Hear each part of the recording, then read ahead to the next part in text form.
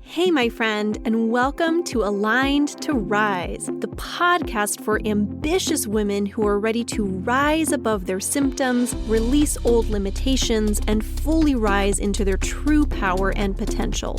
I'm your host, Alyssa Chavez, functional nutritionist, performance coach, and former endo and infertility warrior who knows what it's like to feel held back by your body and your beliefs.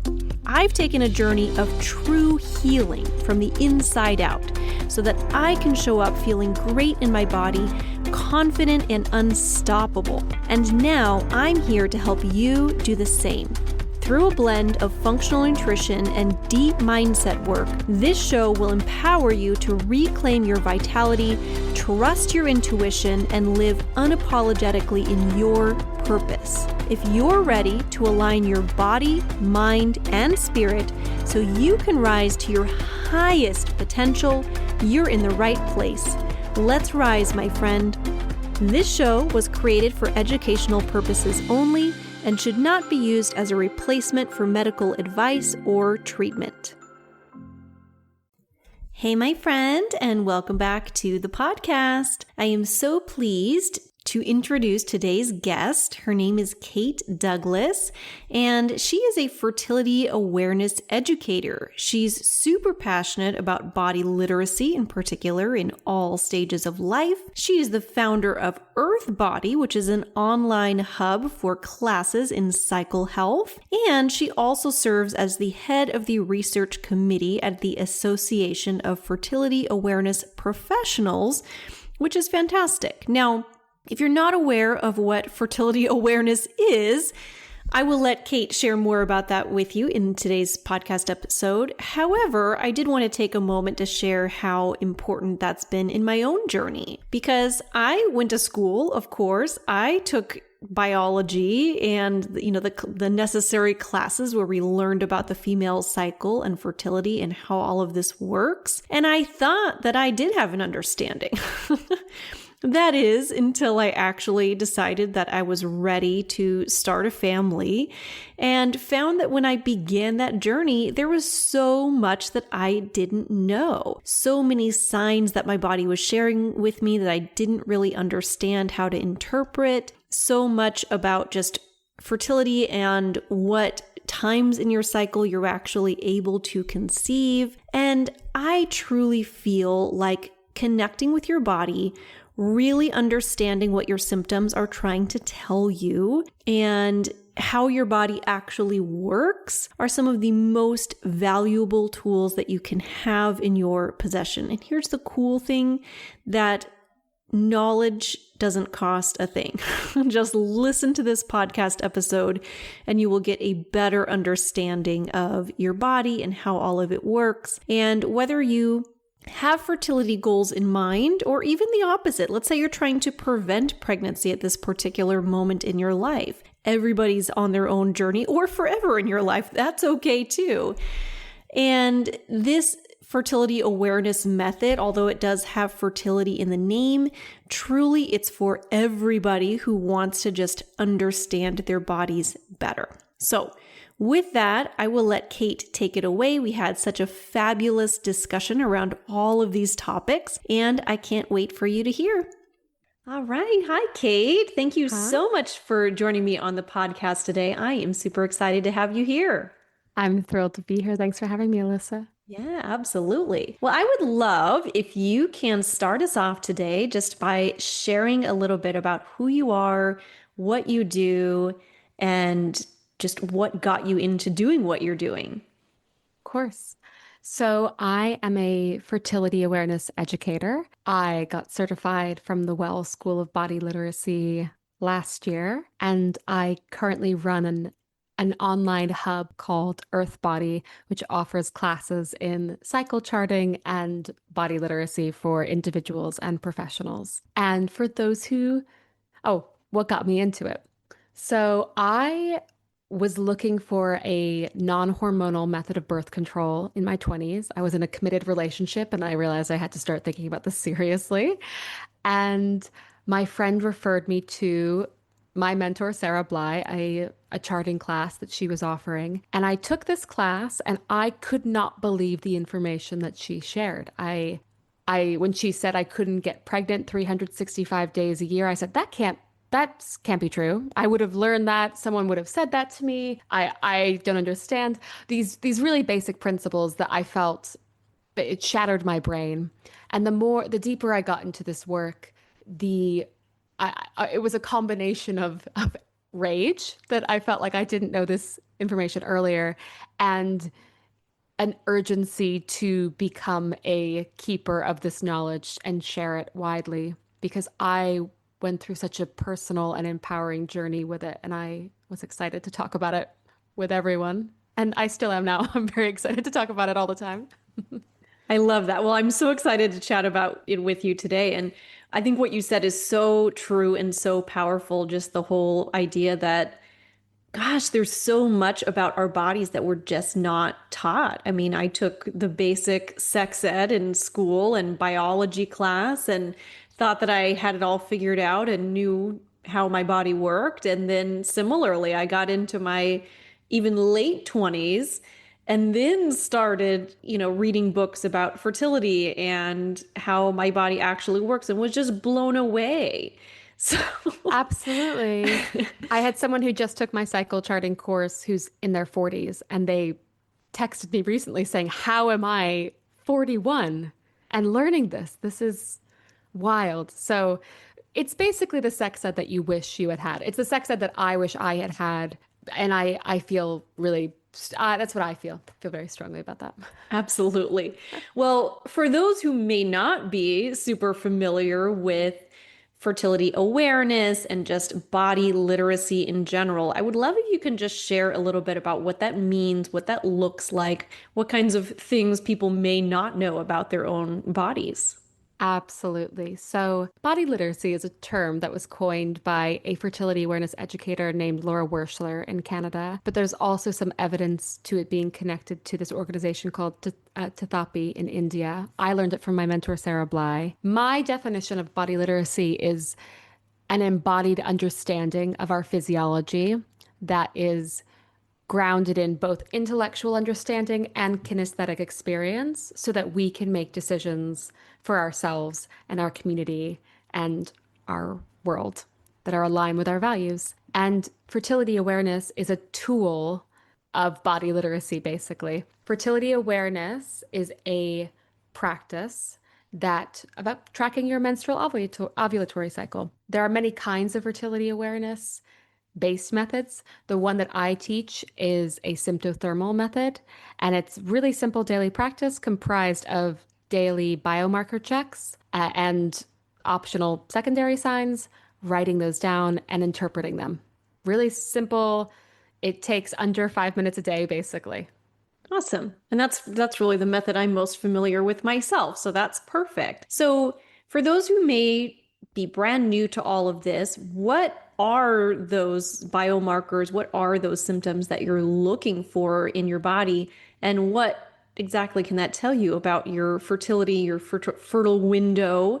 And by the way, I do think it's important to note that this can be important, really important to be aware of, whether you're in a phase of life where you're actively wanting to conceive and, worried about maybe worried is the wrong word, but thinking about the fertility side of things, or you're in a phase of life where you're not ready to conceive, or you've already done having kids and you're wanting to not get pregnant.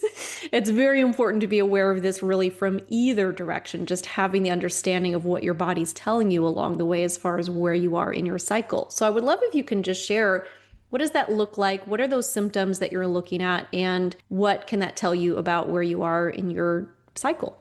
Absolutely. So, symptothermal method, sympto meaning symptom, we're tracking the biomarker cervical fluid, which is a symptom of the hormone estrogen in our body. And thermal, of or related to heat, we're tracking basal body temperature, which correlates with progesterone, the hormone progesterone in our body. So those biomarkers, cervical fluid and basal body temperature, that's what we're tracking because they correlate with this underlying physiology of fertility in our body, these hormones, estrogen and progesterone, and how they appear and when they appear in the menstrual ovulatory cycle. And once we learn how to interpret these signs our body is sending us on a daily basis, we understand whether or not we're in our fertile window, as you said, when we could possibly conceive, when we are not at risk of conceiving. But beyond this, fertility is really, as you are suggesting, an expression of vitality and overall, I think, life force. So whether or not it's about conceiving a child, tracking your menstrual ovulatory cycle has so many different implications about hormonal balance, whether you're ovulating in the first place and getting this beautiful dance between estrogen and progesterone. There are so many pathologies that can appear on a chart. So I think it's a really incredible piece of technology, internal technology that we have that can equip us to be real, true partners in our healthcare.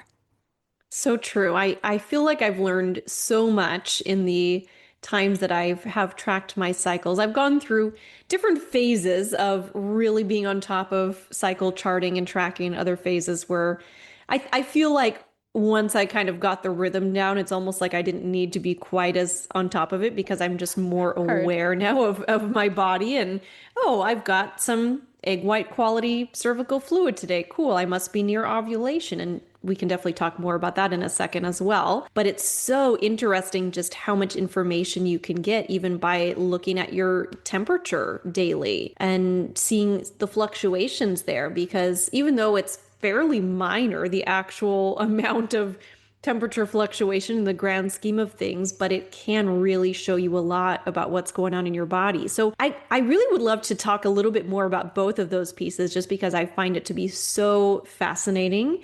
So why don't we start out with the temperature piece of it? Just if you're looking at somebody's cycle chart and, what would be I always hate to use the word ideal because that can be, of course, a little bit different for everybody.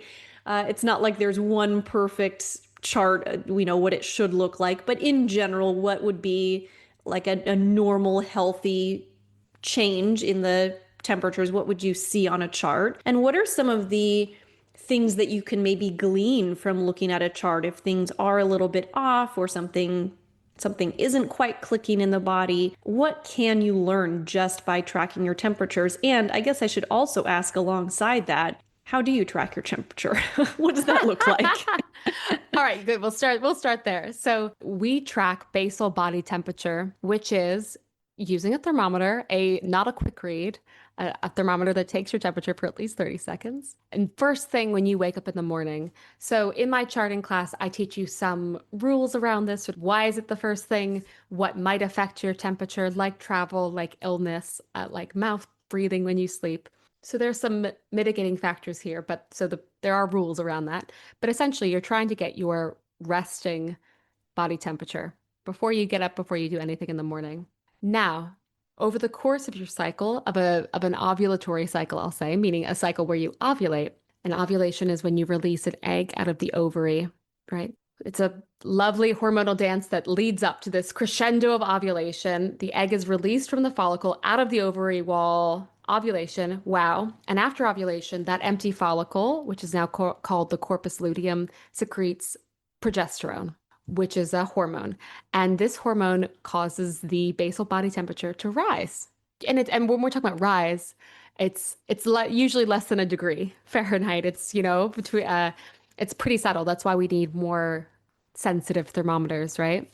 And progesterone's this amazing hormone. It helps so that's why we like to see that an ovulatory cycle generally, because it counterbalances the estrogen at the top of the cycle. Estrogen has a range of functions in our bodies. It's vital for bone health and cardiovascular health, and also, yes, fertility, getting pregnant. And progesterone, which kicks in around after ovulation, helps control and maintain the buildup of uterine lining should you get pregnant. But also beyond that, it's important for it's tumor protective. It helps with stress. It helps with sleep, regulation of blood pressure.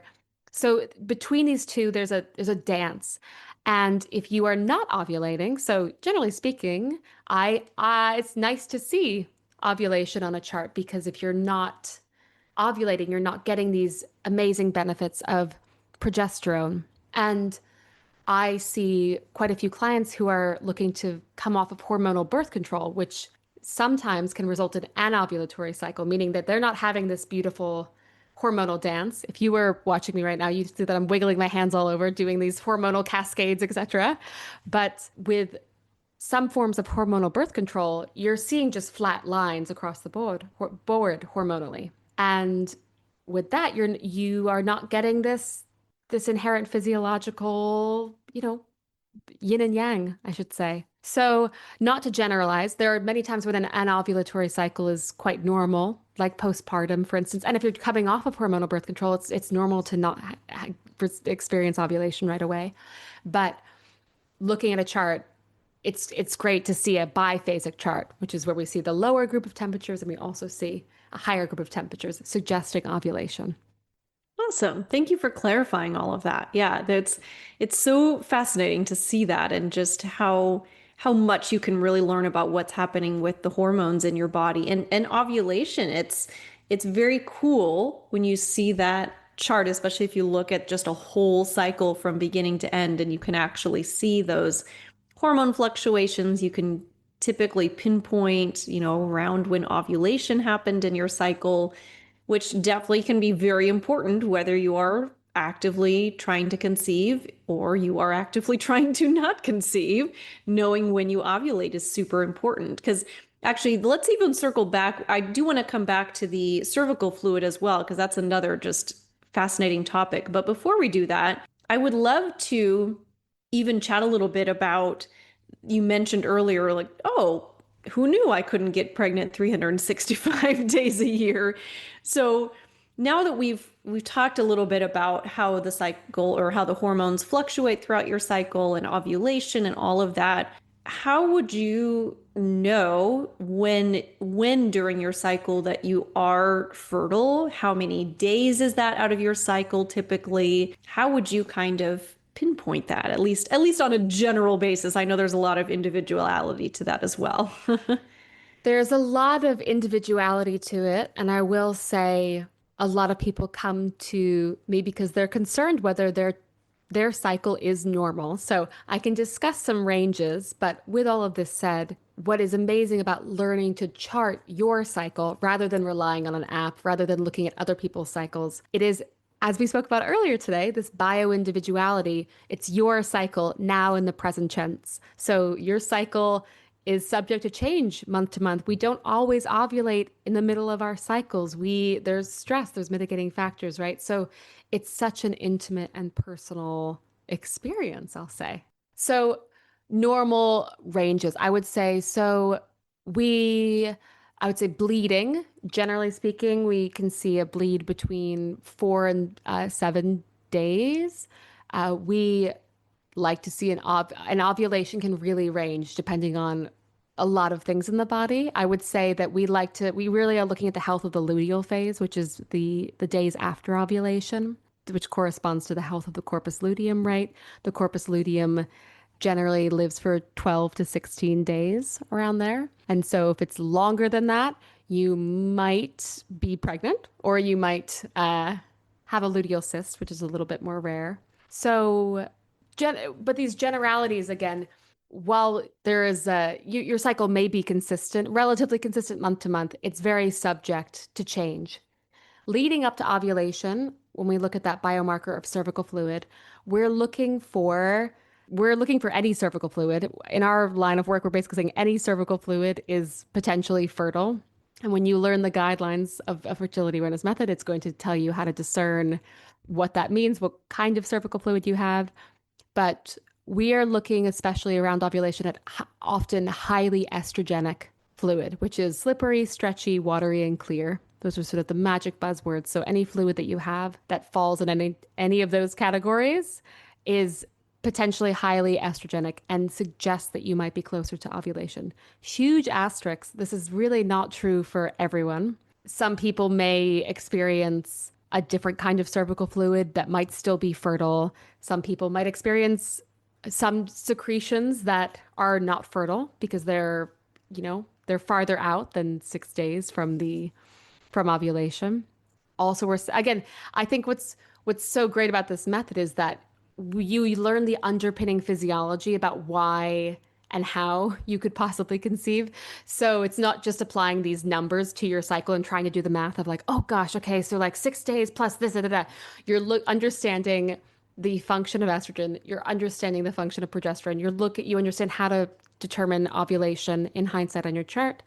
And you also understand the physiology of possible conception, which includes how long sperm can live in a warm human body with cervical fluid.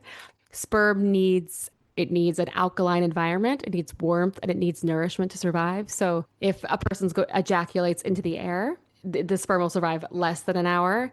If a person ejaculates into a vagina with no cervical fluid, the sperm will live maybe 1 to 3 hours.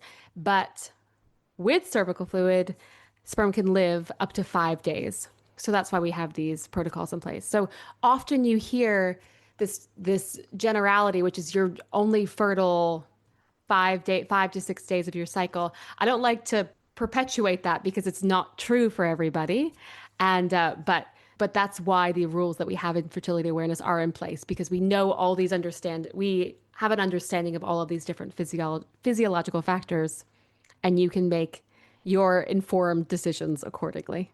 Yeah. And thank you for speaking to the individuality of that too, because that's really, I mean, that in my mind anyway, and correct me if I'm wrong on this, but this is kind of why we call it the fertility awareness based method, because you're learning to just have an awareness of how your body works. Because I know this is a question that I've heard sometimes, because there's also a similar but different method of birth control, shall we say, of just the rhythm method, where you're basically just looking at the calendar and you're saying, okay, my period started this day, so that means I'm going to probably ovulate around this day, so I should, avoid sex or use alternate, contraception during these days, and then my period will start again here. But that's the reason that's not always super effective, is that our bodies are different, right? We all have kind of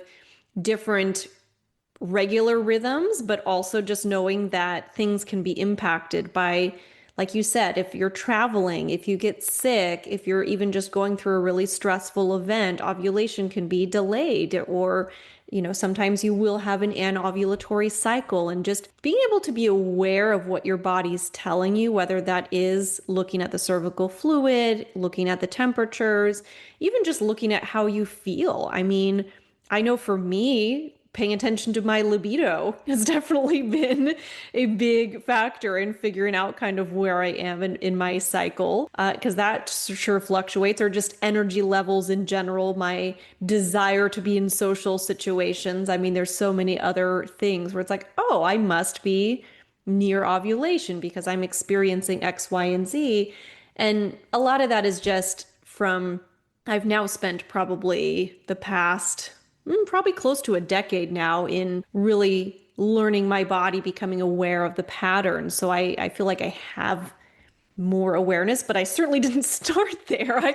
I didn't learn about cervical fluid till probably my mid to late 20s, and then all of a sudden I was like, oh, you mean that stuff coming out changes throughout the month? Like I'd noticed stuff, but I never really put two and two together that had anything to do with my fertility. So yeah, so super interesting when So you really learn to get interesting. into that. Yeah, it really gives you an embodied understanding of why you're not the same every day, every month. As cycling people, we are affected by these infradian rhythms, meaning rhythms that are longer than 24 hours. And we in the Western world are deeply, I'd say, circadian. We're really functioning on a solar rhythm, but we are subject to these infradian rhythms that are a cycle of, around the length of a lunar cycle. And again, it's not the same. Your body's not the same week to week. It's not the same month to month,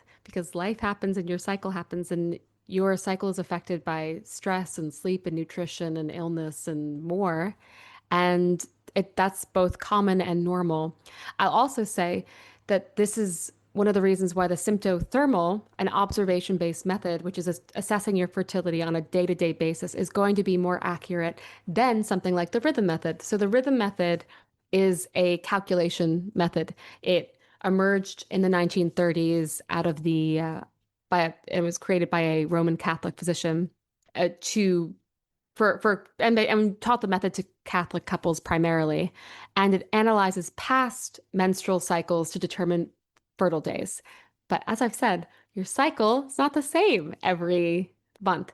So what is so great about having an observation based method is that you are able to tell on a day-to-day basis, present tense, what's going on with your body rather than presuming it's going to be the same as it was in the past month. Honestly, it's the same problem with many apps, popular fertility apps that I see people using. Most of these apps are relying on past cycles or past research and other users to make assumptions about your fertility. Inherently, that's not going to be as accurate as you assessing your own fertility with your body. And especially if you have a relationship as you've been cultivating over months, years, decades. Yeah, absolutely. I know that was a frustration that I've had with using apps is that they always want to predict when ovulation is. Like, well, how about if I listen to to my And body? and I'm gonna tell you, I'm gonna like I'll break it to you now. So apps cannot predict ovulation. In fact, not even fertility awareness method can predict. Nobody can predict ovulation. That is the thing. And I think that is one of the biggest sort of like red flags for me about these apps. Ovulation is between you and your body. That's it.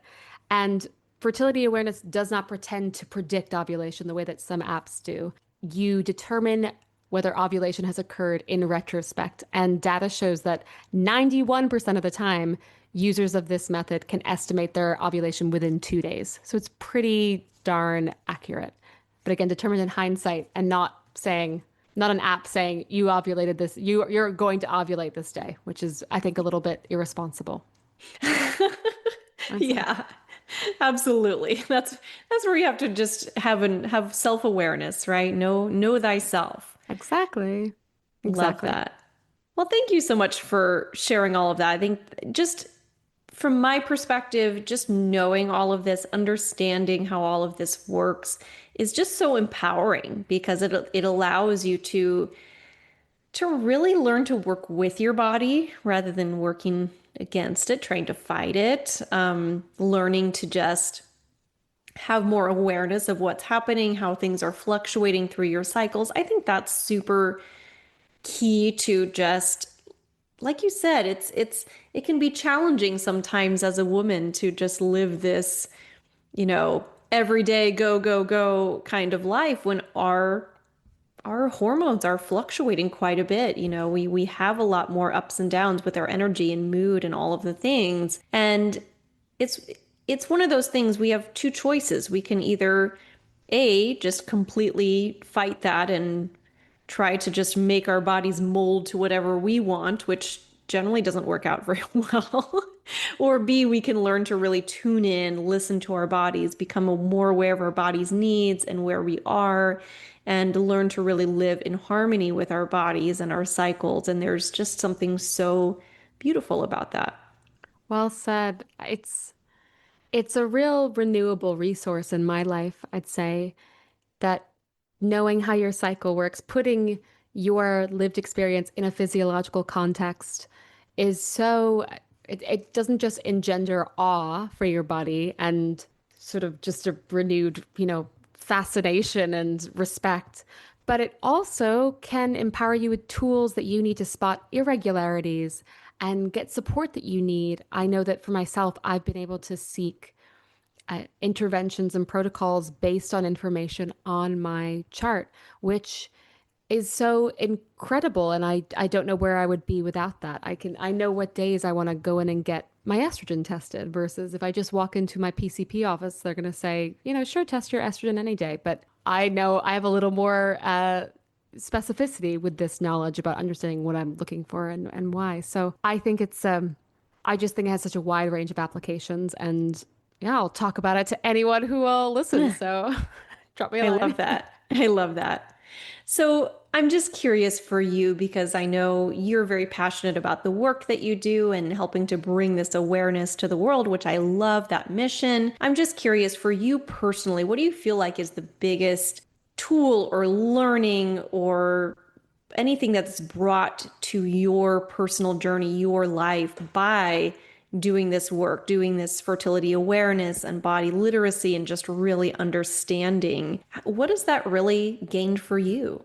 It's really allowed me to trust myself more deeply, I think. I have a I spent a lot of my 20s living in New York, ignoring the signs that my body was sending me and sort of pushing through and mind over matter and acknowledging that I am a cyclical person has allowed me to live differently. And I would say listen differently. It's not so much about sort of optimizing everything all the time. It's actually just being in more present tense dialogue with my body, which has allowed me to be in more present tense dialogue with my community and my life. It's given me a different sense of time. And I'm also a gardener, and so I think it's a similar thing. It's about being in dialogue with this sort of like living, breathing cycles that are, our inner landscapes are mirroring our external landscapes as well. I feel like that has just given me a different sense of pacing and time and how I want to exist in this very solar circadian world. Yeah.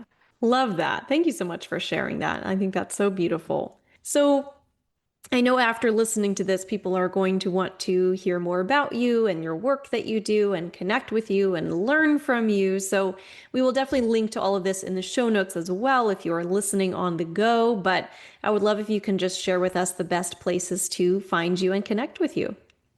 Absolutely. So I run a platform called Earthbody, and the website is helloearthbody.com. So you can find all of our upcoming classes. We offer a cycle charting class called Cycle Sense, which is where you can get cycle clarity in 4 months, basically, learn to track your cycle. We also offer a course called Cycle Science, which is for practitioners who want to incorporate cycle literacy into their work. This is for a range of holistic providers, I'd say. We also have a Substack where I'm talking about body literacy all the time, and I have a podcast as well. Alyssa's episode will be coming out shortly, so you can listen to Alyssa speak so eloquently there as well. Amazing. Well, thank you so much. We will definitely link to all of that in the show notes. Thank you for creating such wonderful resources for people to learn all about their own bodies. So important. And thank you so much for being here today. It was my pleasure having you on the podcast. It's so wonderful to connect with you and hear about everything that you've been doing. So just a huge thank you for being a part of it. Thanks, Alyssa. I really appreciate it. All right. Thank you all for joining us today, and we'll talk soon. Thank you so much for tuning in to Aligned to Rise. If this episode spoke to you, take a moment to share it with a friend who needs this message too. And then don't forget to hit subscribe so you never miss an episode. I'll see you next time, my friend. Let's rise together.